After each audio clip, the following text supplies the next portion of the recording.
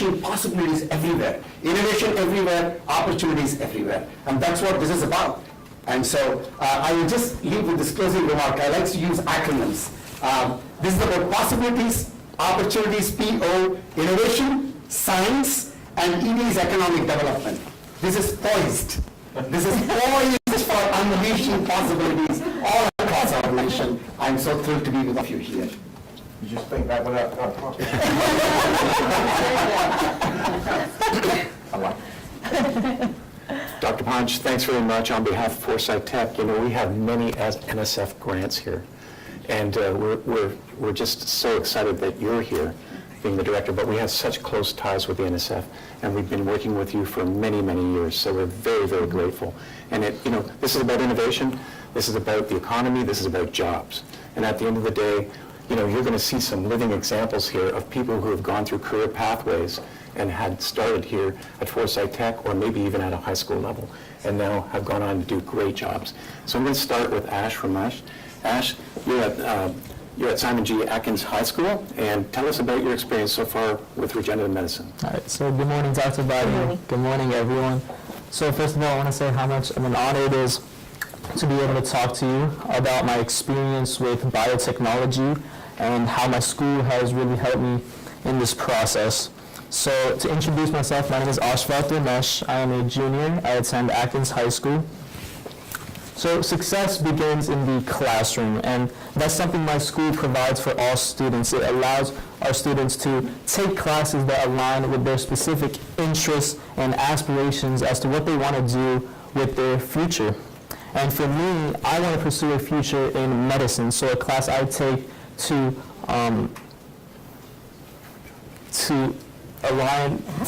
that aligns with medicine is biotechnology. And in this class, I have obtained a lot of skills, such as using certain pieces of equipment and tools, and also gaining that ability to problem solve. We do a lot of labs in this class, and it kind of focuses on developing the context and then formulating a plan as to how we're going to solve the problem, and then eventually, getting to that solution. But it just goes beyond just skills. I've also learned about the importance of biotechnology in terms of solving problems related to the environment, medicine, and agriculture, and I've really learned that it is an important topic. So thank you very much for this opportunity. Yeah. Well, thanks. It's an exciting field, right? Yes. Yeah, so thank you. And I know your mom's here, but she's probably not in the room. I don't know. Proud mom. And Dr. Biden, I'd like to introduce you to Dr. Cheryl Burrell, and she's the Forsyth Tech Biotechnology Coordinator. Good morning, everybody. Good morning, Dr. Biden. Good morning. Thank you so much for coming to Forsyth Tech. It's an honor to meet you, to meet everybody here. And I would like to say thank you for the continued support of the program. So I am the program coordinator at Forsyth Tech of Biotechnology, and I've been here for 10 years.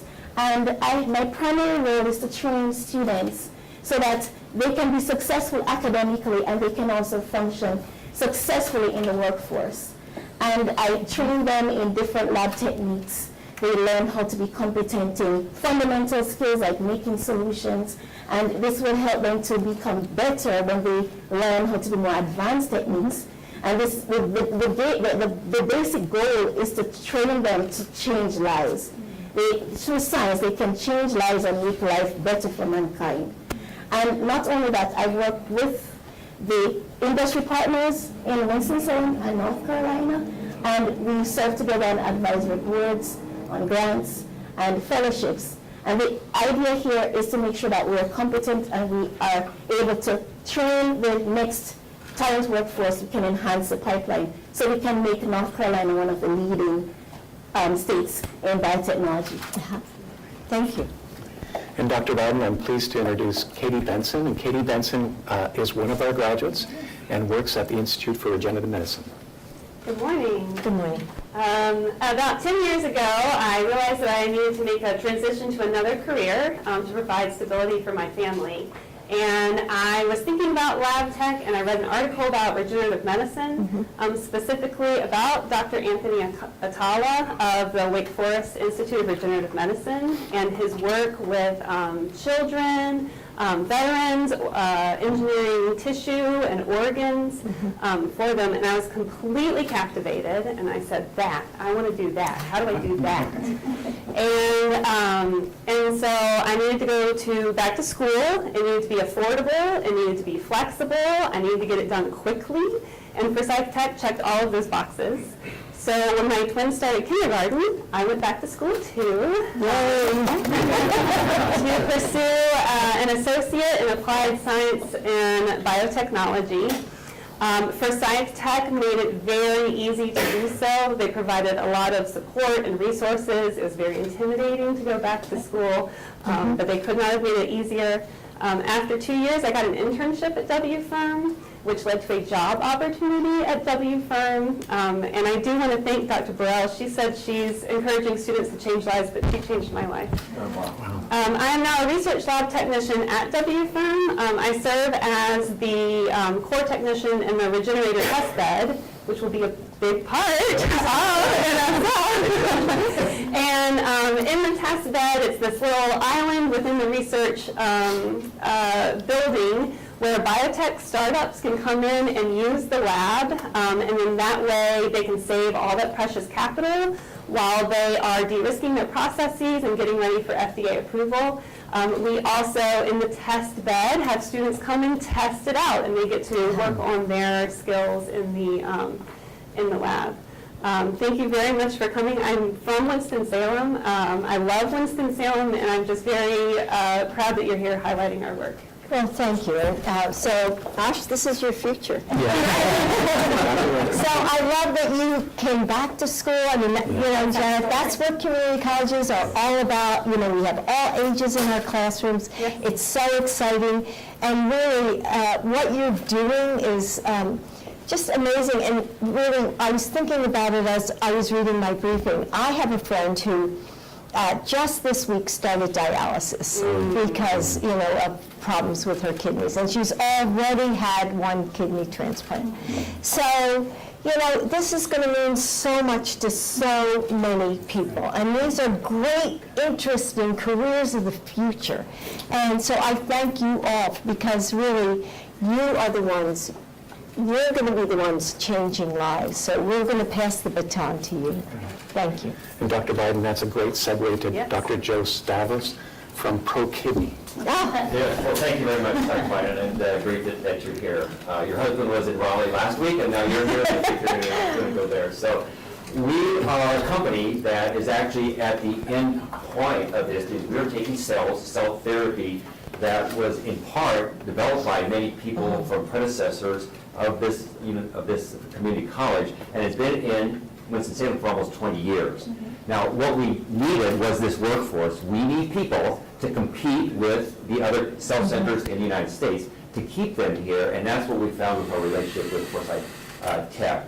We are doing a trial, because we're now taking cells that we have developed and actually putting them in FDA-approved trials in order to prevent or avoid dialysis in a lot of the people in the world who have type 2 diabetic chronic kidney disease. It's a devastating disease, and it touches many lives, especially in the South, just because of the population demographics and so forth. So our goal in our phase 2 trial, this is a trial that if it gets approved and this turns out to have the efficacy and the safety that we want, will be something that the FDA would look at for approval to use. It's one of the first cell therapies in a regenerative disease that needs a lot of attention just because of the large population.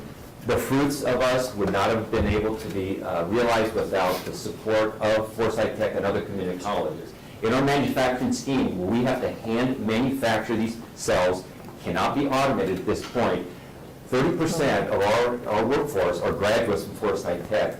Another 75% of that whole workforce are from other community colleges in and around the area. So it's an important segue. But we look at this as just a springboard for these students who then come to us, and we then can fine-tune them into multiple areas of advancing their degree, their education, Plus, they learn about 401Ks and benefits. So that's also a little thing that we can add. So the workforce is something that we rely on. If we don't have that, I can tell you it's a competitive world out there with other countries that are trying to develop processes and develop cell and gene therapies. So this not only incites people here in North Carolina, but this has a global outreach, because we touch sites globally with our trials. So every box of cells that we send out of GSO has the name Winston-Salem on it. So I think that that's a testament to what we have found with this training profile, but it needs to continue to be filled, and so the grant and the money is so well needed, and we thank you very much for the NSF. Thanks for what you're doing. Yeah, thank you. Joe, thank you for what you're doing. I mean, Pro Kidney, for example, is going to hire 330 people in just 2 years, the next 2 years. And there are 5,000 people, Dr. Biden, by 2030 that are going to be hired as part of this ecosystem, which is phenomenal. That's the kind of vibrancy that this WFORM has created, and this technical colleges, community colleges, universities coming together. This is fantastic. I love your enthusiasm. Well, a lot of thanks to the state, because the state has been generous with the ability to invest in this state, and we have the property that we have invested back into this. So it comes full circle. But I think at the end of that, there is a person that needs regenerative therapy, whether it's kidney, liver, lung, brain. So much is out there that we can now help with some of the advanced technologies in cell and gene therapy. Yeah. It starts with changing the lives of our students. And Governor Cooper, I know you will agree with me that North Carolina has the best community college system, the Great 58. It starts with changing their lives, Katie and Osh, and then they go on to change so many more and to save so many more lives. So again, we're blessed to have this community college system in our state, but we're blessed to have students, and we're blessed to have businesses that are coming together, understanding the power of community college to fill workforce needs, which is equitable economic mobility, but also understanding the importance of equity in getting our students into a family-sustaining wage career. So I love your enthusiasm too, it's contagious. And we're just as enthusiastic with you. No, you're doing a great job. I mean, the community colleges are lifting up the skilled technical workforce. That's right. This is what we need to outcompete nations right. across the globe. You've all done an amazing job. Thank you. And the president understands that because we've been married 46 years. Yeah. My husband could be a community college president by now. I know that. What President Biden's done for the workforce has been phenomenal, the help that we've gotten. We have, North Carolina, we've got a $2 on home here. We're the #1 state in business 2 years in a row, but it's because of our great workforce, and it's because we have such a cooperative spirit. Yes. We've got a great community college system, but with these grants, we're working with Wake Forest University and Winston-Salem State University. And I'm sure Dr. Burrell, working closely with the businesses to make sure that you're providing the kind of training that they need. And we are so grateful, looking at what President Biden has done, really. His first 2 years, he did more than most presidents could hope to do in 8. Thank you. When you think about bipartisan infrastructure, CHIPS and science, inflation reduction, American Rescue Plan, North Carolina has been leveraging all of those resources. I've told everybody, we don't want to leave a single federal dollar on the table. Yep. We want to make sure That's that right. investing in North Carolina happens. Right. So we're just really grateful. This is a fantastic team, no doubt about it. And Dr. Biden, if I can just interject, we have a mayor over there, Alan Joins, and I have lived in Winston for 25 years. I'm not originally from Winston, but I was in the pharmaceutical industry for many, many years. I was a startup CEO here in Winston-Salem, and I couldn't believe when I came to town, first of all, I didn't know anybody, and then, I was trying to build this company, and one day I said, well, how can somebody navigate this city better? And somebody said to me, oh, go see the mayor. Well, where I came from, you wouldn't see the mayor in 100 years. So, and we've had a relationship now for over 25 years. And, you know, he's so supportive of biotechnology, so I just want to put in a good word for him as well. Thank you. And I just add on that just a minute there, what the governor was saying, make sure that everyone can take advantage of this. I guess it's been 4 years ago, we created a program here called Hope and Opportunity Scholarships. So a young person graduating from high school here in Forsyth County that can't afford to come to Forsyth Tech, we pay tuition, fees, books, transportation, childcare. And thus far, I think we've done almost 1,600 individuals who graduated from that. Really a life-changing experience. Yeah, yeah. So, Panch, I just wanted to say, you know, how we're going to use the NSF money from a workforce perspective. And I'm just looking over that picture there of those two smiling faces in the biotech program. And the lady that's in that picture, my wife, who was a teacher for 18 years here in Winston-Salem, that's her student. And she said to me, if I had a chance to mention it today, to mention to you that, you know, that's where it starts. So I think what we want to do with this engine, we want to start young. We want to start early, because that's when you form the impressions of people.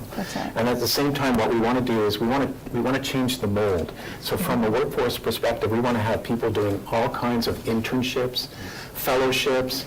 We want to make the region very vibrant with respect to career development.